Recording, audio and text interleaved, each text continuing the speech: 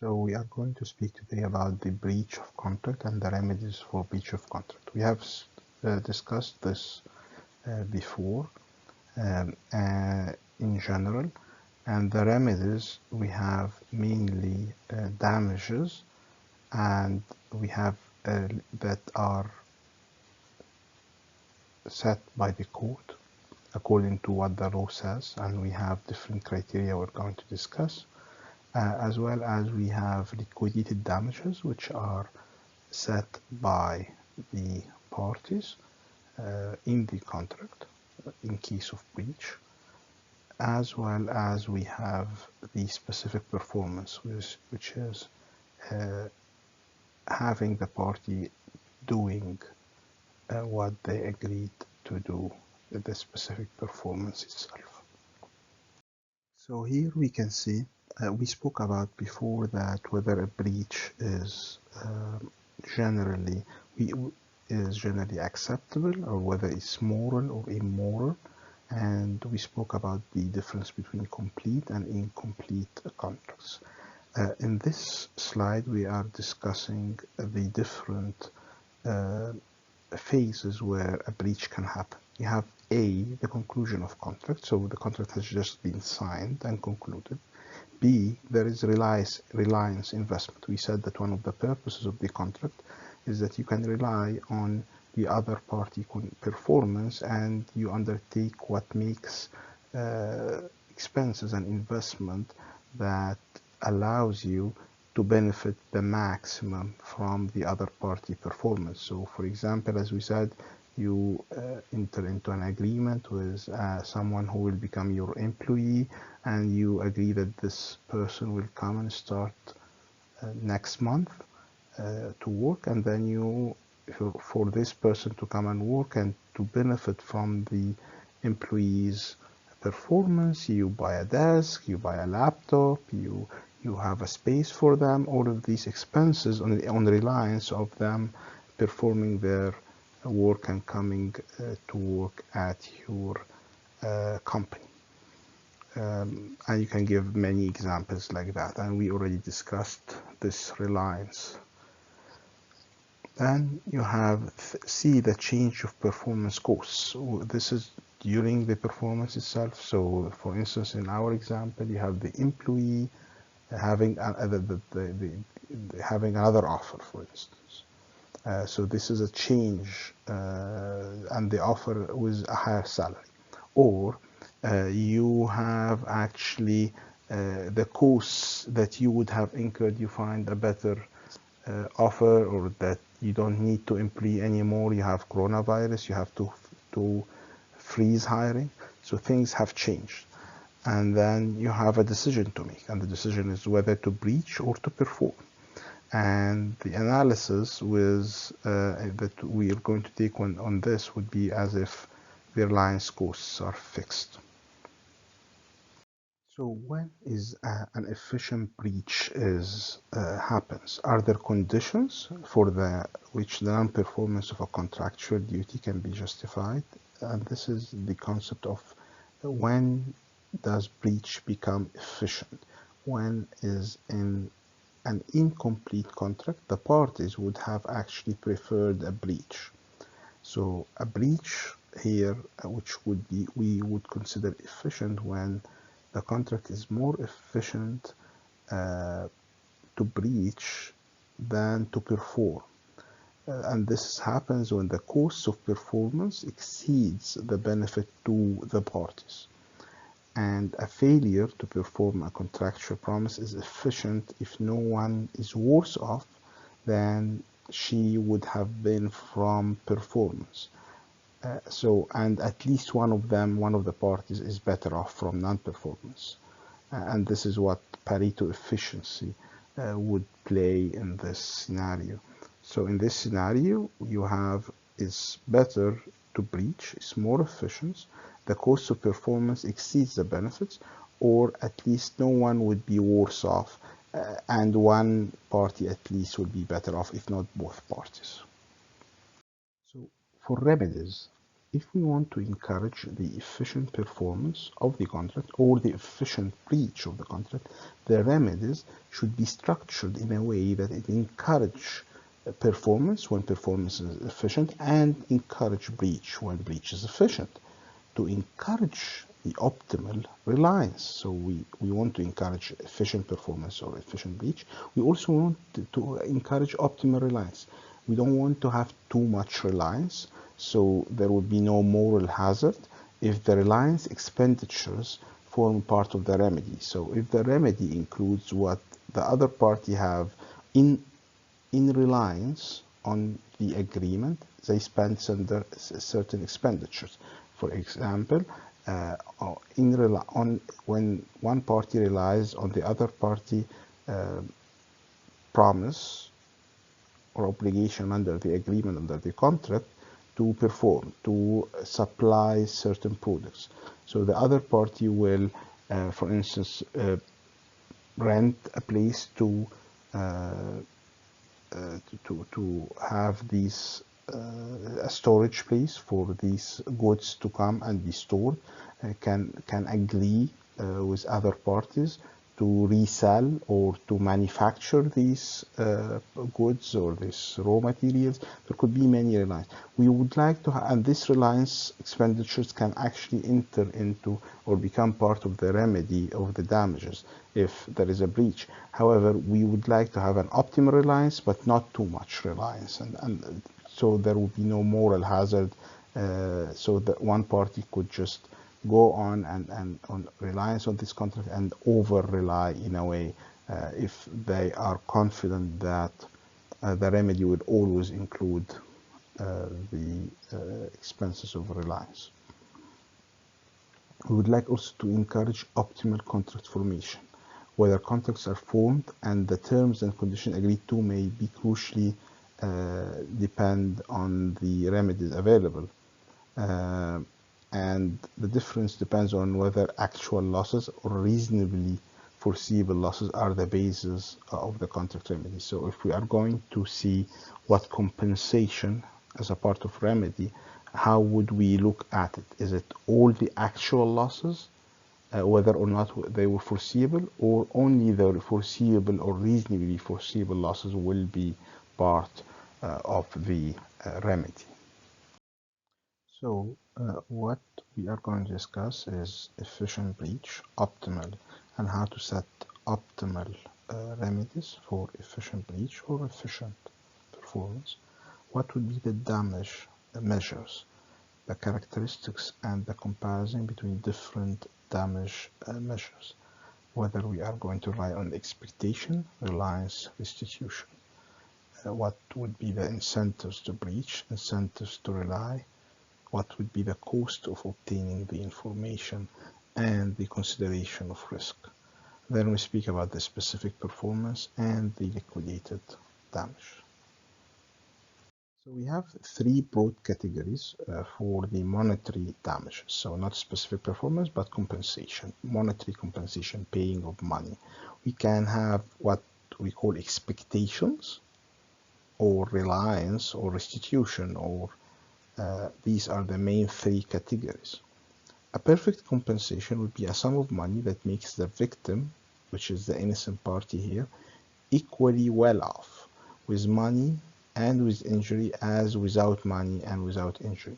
So the perfect compensation will make the innocent party, the party who did not breach the agreement, is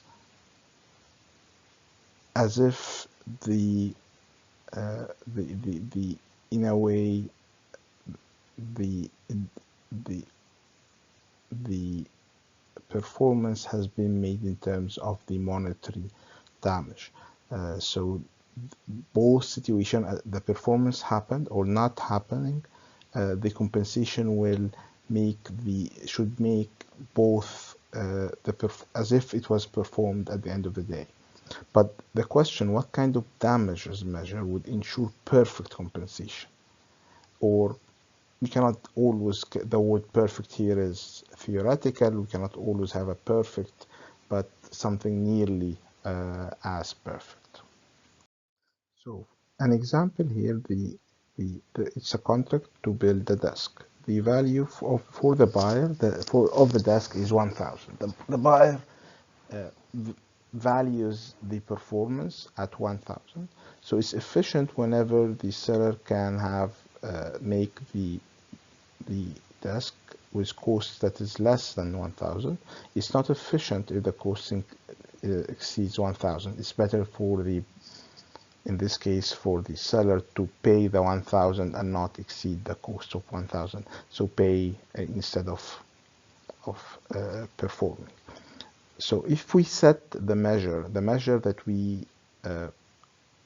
the criteria that we calculate the damages higher than the 1,000, so for instance 2,000, then the seller will always perform even if it exceeds the value for the buyer, even if it exceeds the 1,000. So the seller will always perform up to the 2,000, and here because the cost will be less than the damages, the compensation. Then should we set the damages very high to induce performance? Is this efficient? Does this take into account the value for the buyer? As we discussed this before, the breach of the payment is not immoral always because contracts are incomplete. The wills of the parties are not completely specified. If there is a remote contingency the parties have not taken into account, then the parties could have agreed on something different, or they would have said, well, we can pay damages here instead. You can breach and you pay this amount. So the breach may reflect actually the actual wills of the parties if they have a fully complete agreement. So perhaps a moderate damages may be of the parties' mutual interest. So instead of having a too high of a compensation, we can have a moderate compensation that makes everyone better off ex post, not ex ante. And the being moderate, it could be meaning in general expectation of the measure that we will get the same value as if the value that if the agreement was performed, and that expectation would be made over expectation measures over reliance and over specific performance. So an expectation measure would be preferable in this case. So in an example for the production contract for a desk, the normal cost, normally it would be 90% of the cases at 300. This would be the cost for making the desk. Sometimes the extraordinary cost can happen 10% of the times. If there is an exceptional circumstances, it might actually reach up to 2,000. So they agreed on a contract price which is 700, somewhere between 300 and 2,000. The value of the desk to the buyer is 1,000, which is still under the maximum, the 10%, 2,000. If we put a very high damage, so let's say damage as a compensation set at 3,000, the seller will deliver in all cases. So the value of the contract to the buyer, which is 1,000 minus the 700, it's 300 the buyer is taking away if they because they agreed on 700 and the value for the buyer is 1,000, so there is 300 surplus on the buyer side.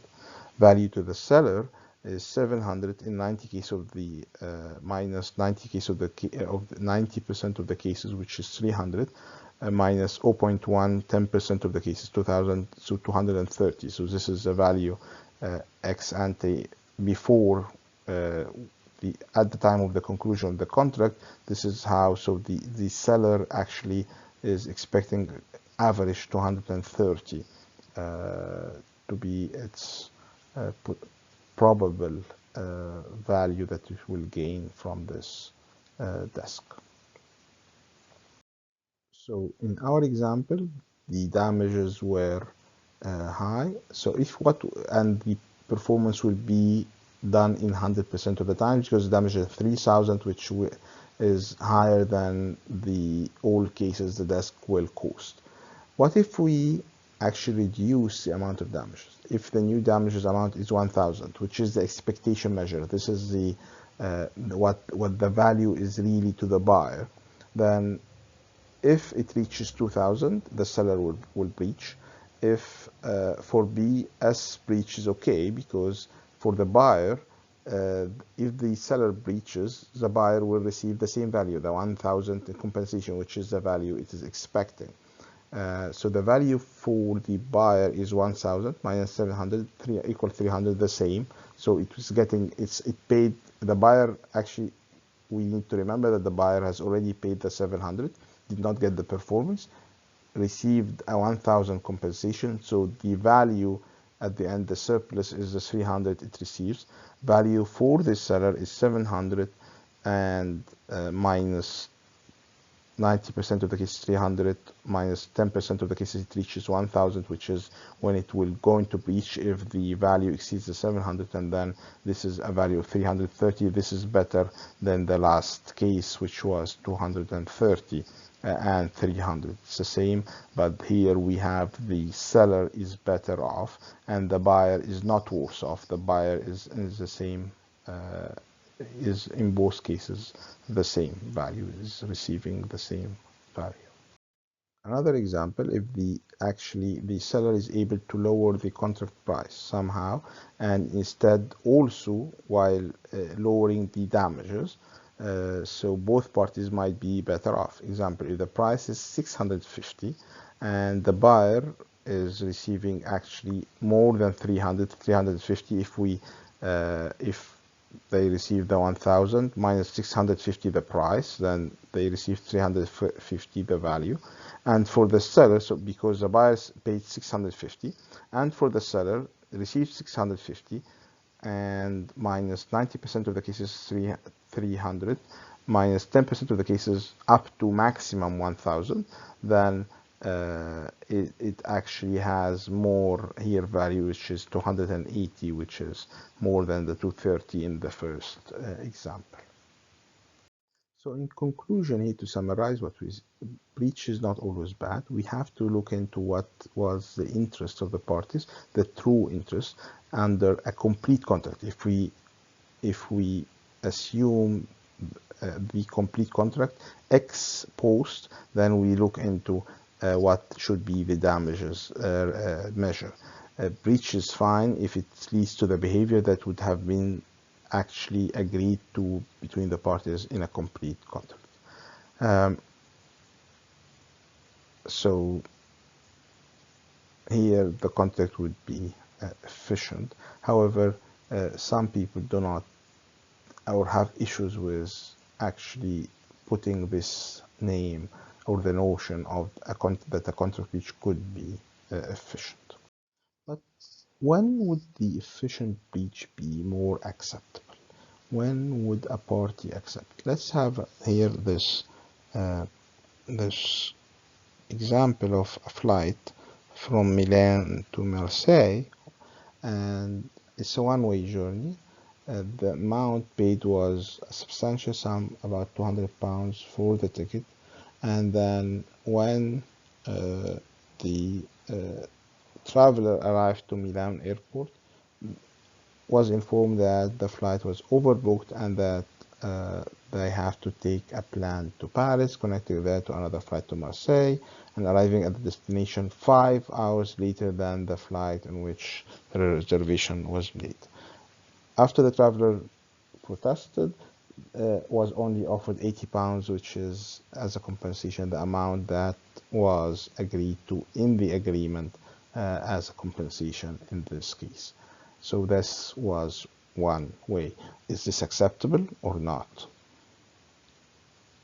Now take another example. Again, a reservation from Chicago to Manchester. There was a problem with the aircraft. The airline asked the passengers to volunteer to fly from Chicago to London to Manchester. They would arrive 4 hours later. than the direct flight that they already reserved. But here the airline offered that the travel would be first class instead of economy. And when there were no volunteers, the airline proposed to add an additional payment of $200. And actually people volunteered here. So do you accept, would this be an efficient breach? Would this be better than the first example? Why? So if we compare between the two approaches, the first approach was the perfect compensation. They paid the amount that the contract term decided, which is the 80 pounds, but the contract itself was not negotiable. It was, you when you buy a ticket, this is what is in the agreement, you accept it or not. There is no way to negotiate. However, in the other one, which they offered first to fly, they fly first class, and then added 200 pounds. There was some kind of negotiation, and people actually volunteered to take this one, and this was a kind of a Pareto improvement, or very close to it. So here, the efficient breach doctrine is more likely to be acceptable when the outcome approaches, or at least is close to a Pareto. So you can see here the different approaches and how one of them resulted in a more of a Pareto efficient, and the other is not as much, although it was actually included in the agreement. So what are the different kind of damages or measures? So we said one of them is expectation damages. Expectation damages puts the non-breaching party, the innocent party, in the same position that she would have been had the contract been completed. So if the contract has been completed, the same position would happen. So the person would have valued the desk for 1,000 and they received the 1,000. The reliance damages actually is different. It says puts the amount that the police is breached, the innocent party here, the breached against party, in the position she would have been in had she never entered into the contract initially. So it's to compensate the expenditures that the innocent party made. Restitution damages is actually different. It actually corresponds to the benefits that the breaching party has taken. So it returns normally the amounts already paid, so just the amount that was paid by the innocent party. So let's take an example, a widget production. So the seller here has the cost to produce the widget is 150. The first buyer, buyer 1, the subjective value of the widget and the willingness to pay for the widget is 200. And it has reliance expenditure, so in order to benefit from the widget, the expenditure that will be necessary to realize the value of the contract is equal to 10. And the contract price is paid in advance. So the 150, the 200 is paid in advance. There is another buyer, which is buyer 2, who wants also to buy the widget. And the subjective value for the widget for the buyer 2 is 0, could be 0, could be 180, could be 250. And the buyer is willing to pay any of these sums. So let's assume that a complete contract happens, and the assumption is that the contract between the seller and the first buyer, the contract price is 175. The damage compensation amount, liquidated damage, is 225. If the buyer number 2, the value of the widget, is willing to pay from 0 or 180, then the sellers will deliver to the first buyer. The seller will profit the 175 minus 150, so the profit is 225. So as we said, the cost is 150 and the contract price is 175. The gain for the buyer is 200 minus 175 minus 10, which is the reliance expenditure, so gains 15. The value of the widget, if the in another case, if the second buyer is willing to pay 250, then the seller will breach the original contract with the first buyer, B1, and the profit for the seller would be 250 minus 225 plus 175 minus 150 equal 50. And these are, the 250 is the amount it will take from from the second buyer. 225 is the damages that is included, that is provided in the agreement, plus 175, the amount of the contract price, minus 150, the cost. Then this will end up having the profit would be 50. Compare this to the profit, which was 25 in the original agreement. What the first buyer gained is it lost 175, the contract price, but it took the 225 minus the 10, so gained 40. So actually, instead of the first buyer here in the original agreement was going to benefit 15, it now benefited 40. So this is an efficient breach of the contract where every party is better off. So let's change now the comparison, the certain assumptions. So the same will be the delivery to buyer 1, and with the same value for buyer 1, which is 200, but the contract price is not fixed. So we still did not fix a contract price. And there is no provision regarding what would be the measure of damage, what would be the damages, so what would be the compensation, no liquidated damages. Then let's compare the different damage measures: expectation damages, reliance damages, and restitution in this scenario. In the expectation damages remedy, the damages will amount to 200, which is the value of the first buyer, which is 200, as we said, that the buyer number 1 would values this for 200, the widget. The seller will breach only if the second buyer offers some 250, and not when he offers the 0 or 180, because the damages will be 200. So if they offer the other value, which is 250, this is only when there will be an efficient breach. And here the amount of damages would not necessarily be the same as B, because it will be the expectation damages. The reliance remedy, the damage, the compensation amount will be equal to the contract price plus the reliance expenditure, which is P plus 10. As we said, the reliance expenditure is 10. So this would be, so the minimum production cost is, for the contract price is 150. The maximum value to B1 minus the reliance expenditure, which is, the value is 200, minus reliance expenditure, which is 10, is equal 190. So if the contract price is equal 160 to compensate, then 170, which is a price, 160 plus the $10 reliance expenditure. So a compensation here, according to the reliance remedy, would be the 160 plus the reliance, so the payment be made, and the reliance expenditure, which would be 170, not the expectation, which was 200.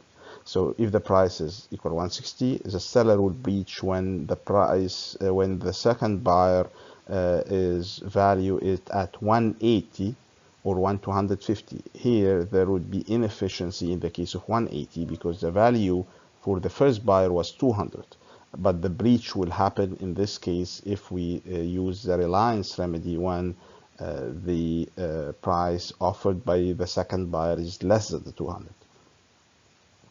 So efficient breach only if B is such, if the price is such that 170 is less than the price and less than 190. Inefficient breach if the price is the cost 150 less than the price and less than 170. This will lead to an inefficient breach in case of reliance remedy as compensation. Here, the restitution, if we have the damage amount which is would be equal to the contract price, which we will assume is already paid. So the contract price could be minimum 150, which is the minimum cost, or maximum 200, which is the value for buyer one. So what are the possible price range of inefficient breach? In this case, it would be bigger than in reliance remedy. And the range of the possible contract prices, there would be efficient breach if the contract price is more than 180, because in this case there would be no breach, except because, as you remember, the seller number 2 can offer 0, 180 or 250. Here, if they offer 180, still the price would be more, or at least the same, and there would be no breach, and the value is for buyer 1 is 200.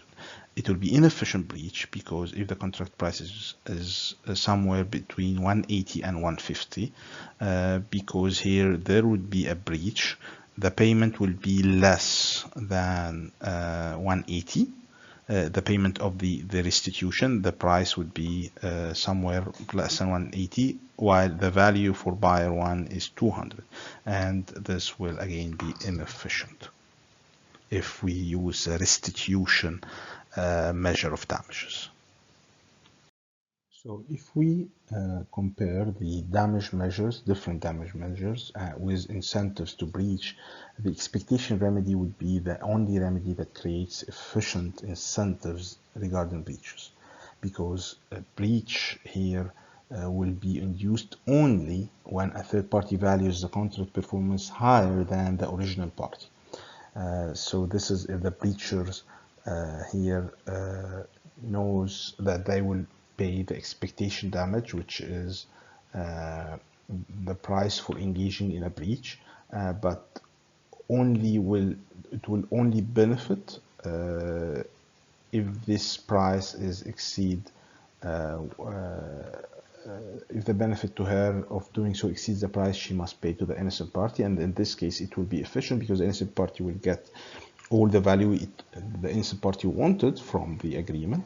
At the same time, the second seller who values it more will get the benefit of the performance, and the second buyer, and the seller will also benefit from a better price, and this would be an efficient breach in the case of using expectation remedy.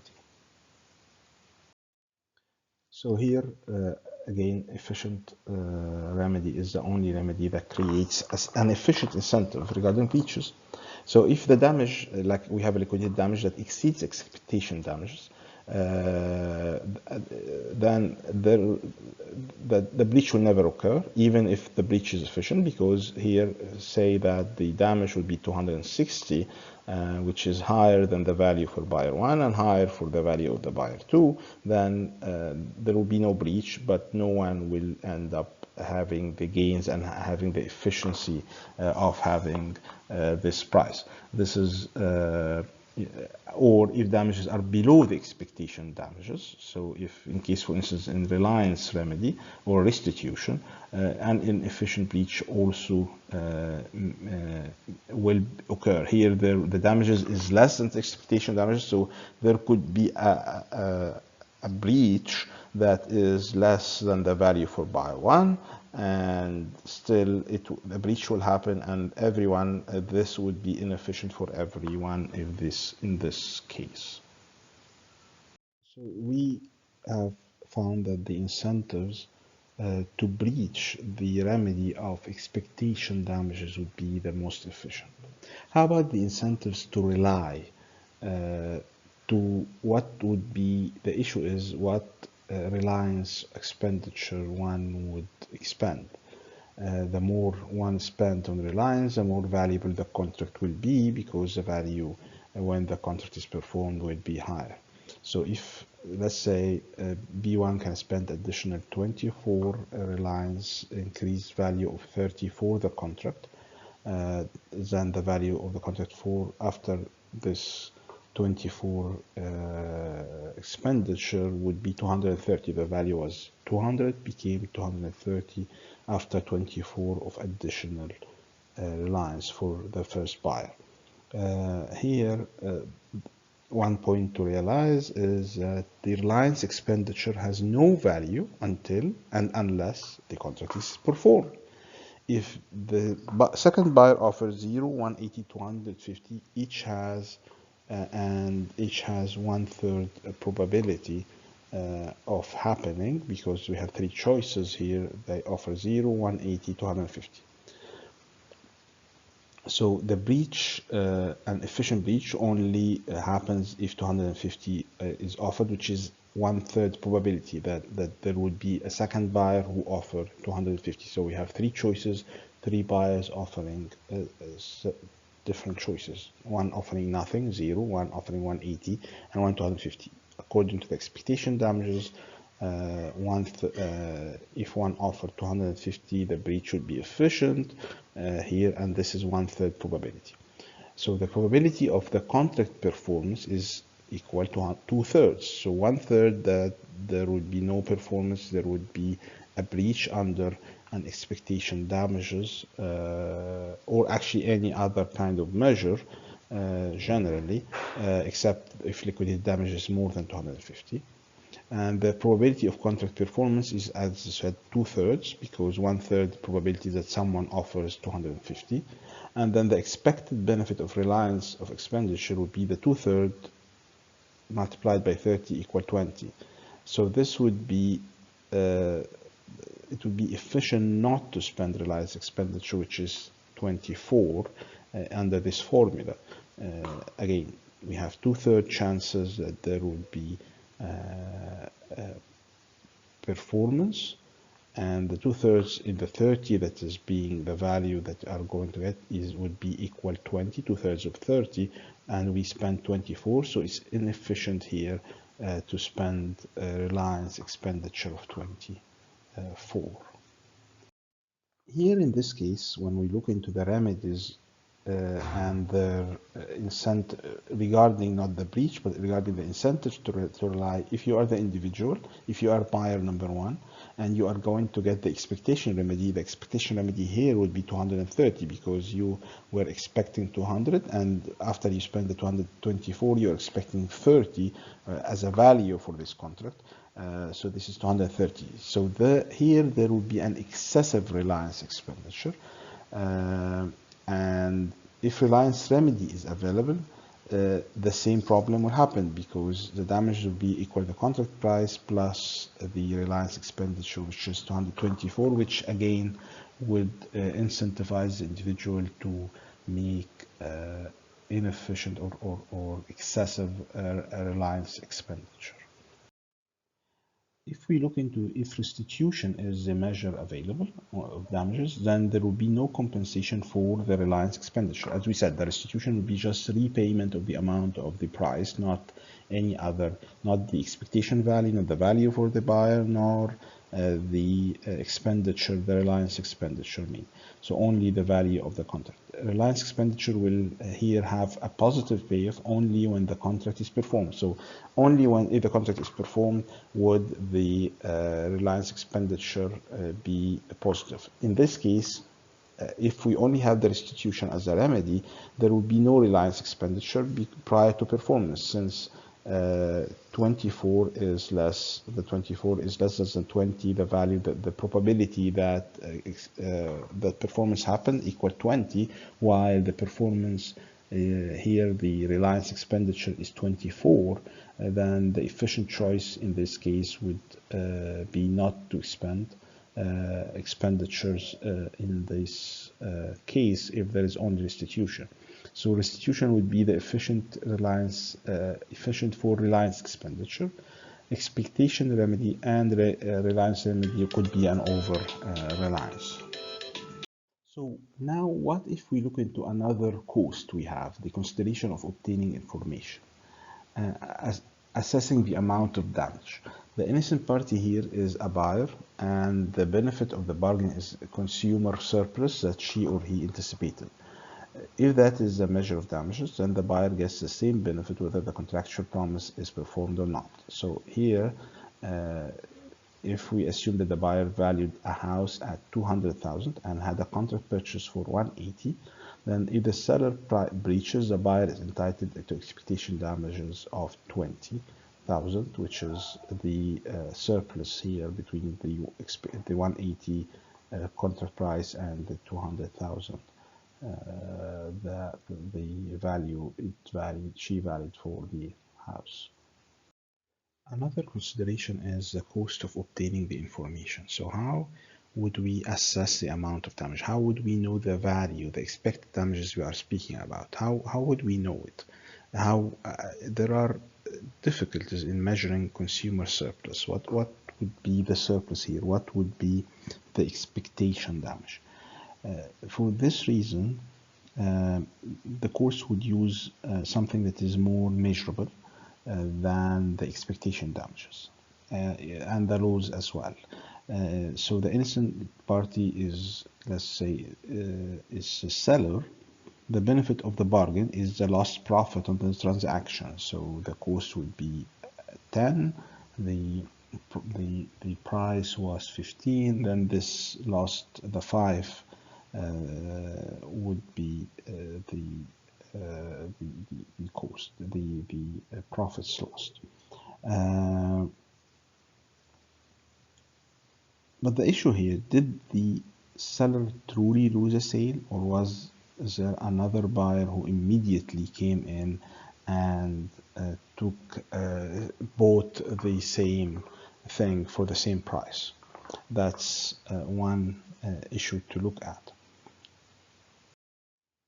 So in the expectation remedy, the court will need to estimate the value of the contract, the performance. However, the problem here would be that in this case, that there would be subjective valuation. So someone who considers the value of the performance higher than others or less, there is a subjective criteria here.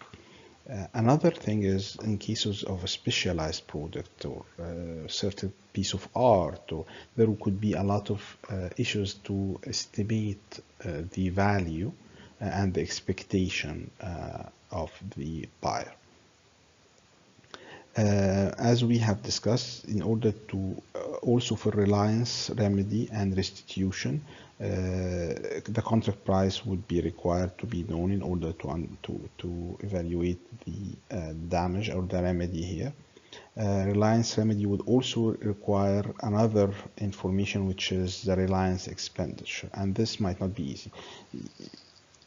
How to prove, and this would be an issue of proof, and again, it's a consideration when we look into which remedy and which measure should we adopt, is how would we know whether this expenditure was in reliance for this contract, or it was the expenditure for other purposes, or it was for more than one purpose. So there is an information cost in general. The information cost is higher when we look into the expectation remedy. It's lower than the reliance remedy, and in all cases restitution would be the least, because we just need to know the price of the agreement. Now to conclude on this, so we have assessed the three remedies, that are available to a court, which would be the expectation, reliance, and restitution monetary remedies. We have also specific performance and liquidated damages that we will speak about next time. And now we're speaking about these three. So the three we've just discussed and analyzed. We can conclude that no remedy induces of these remedies induces both efficient breach and efficient reliance.